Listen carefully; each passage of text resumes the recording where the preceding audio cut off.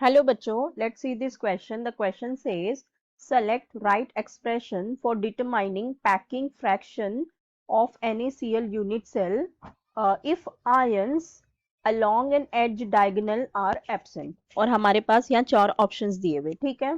देखो इस क्वेश्चन में हमसे क्या कह रहा है कि हमारे पास हमें सेलेक्ट एक्सप्रेशन सेलेक्ट करना है for determining packing fraction of NaCl unit cell, ठीक है, अगर if ions along an edge diagonal are absent, ठीक है। अब देखो सपोज हमारे पास ये एक NaCl का क्रिस्टल है, ठीक है, NaCl का यूनिट सेल है हमारे पास। तो अब इस NaCl के यूनिट सेल पे जो हमारे Na प्लस होंगे, जो हमारे Na प्लस होंगे, ये सारे कहाँ होंगे? ये होंगे ऑल एक्टाहेड्रल ऑइड्स पे, ठीक है।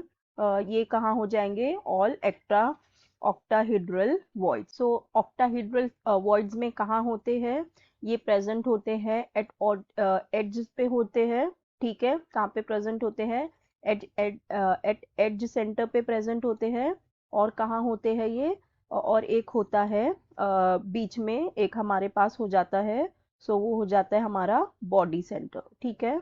और हो जाता है हमारा बॉडी सेंटर। अब हमारे पास जो क्लोराइड है, क्लोरीन माइनस, ये कहाँ प्रेजेंट होंगे? ये हो जाएंगे सारे FCC लैटिस पे हो जाएंगे ये। तो FCC में कहाँ हो जाते हैं? ये हो जाते हैं प्रेजेंट एट दी कॉर्नर्स, ये सारे कॉर्नर्स में होते हैं। और कहाँ होते हैं? ये होते हैं फेस सेंटर पे, ठीक है। अब देखो हमें क्या कहा गया है कि if ions along an edge diagonal are absent, ठीक है। अब हमें हमारे पास है कि एड्ज डायगोनल से आयंस एब्सेंट हो गए। एड्ज डायगोनल मतलब क्या? ये एड्ज टू एड्ज क्या हो गए? इस तरह से कैंसिल हो गए, ठीक है। अब यहाँ पे ये एड्ज से हुए, तो अब एड्ज में हमारे पास क्या आ गया? हमारे पास ये आ गया, ये हमारा क्या है? Na प्लस है, ठीक है। ये हमारा क्या है? ये भी हमारा Na प्लस है, क्योंकि ये Na प्लस हमारे कहाँ होते हैं? एज सेंटर में होते हैं। और एक कहाँ होता है? बॉडी सेंटर में, बीच में। तो ये भी जो हमारा है, ये भी कौन सा है? ये भी Na प्लस है, ठीक है। तो इसका मतलब हमारे पास के तीन Na प्लस कहाँ हो गए? एब्सेंट हो गए, ठीक है। ये जो रेड वाले दिख रहे हैं, ये कौन से है? ये क्लोराइड आयन है, ठीक है।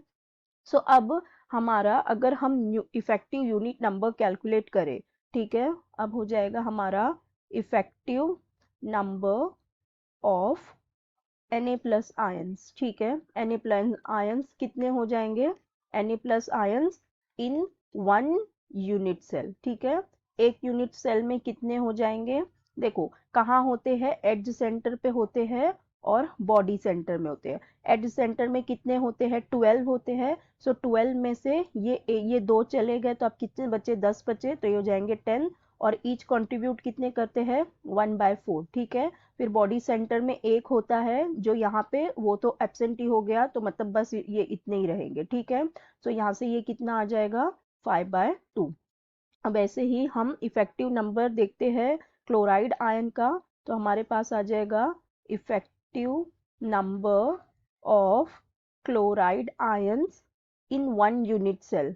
इन वन यूनिट सेल हमारे पास कितना हो जाएगा?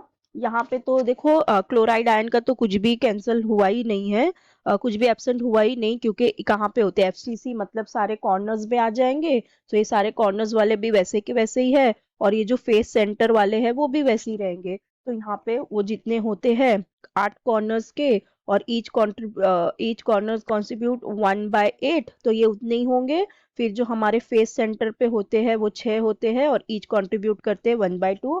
तो ये वैसे के वैसे ही रहेंगे, ठीक है। सो ऑन कैलकुलेटिंग दिस, यहाँ पे हमारे पास आ जाएगा 4, ठीक है।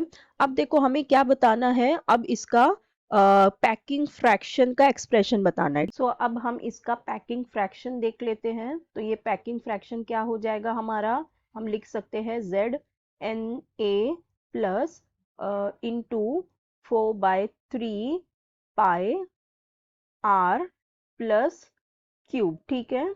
और ये हो जाएगा Z of Cl minus into 4/3 pi R cube of minus, ठीक है। वेयर जो हमारा Na प्लस का होगा रेडियस, वो होगा R प्लस। और क्लोराइड माइनस का कितना होगा, R माइनस है, ठीक है।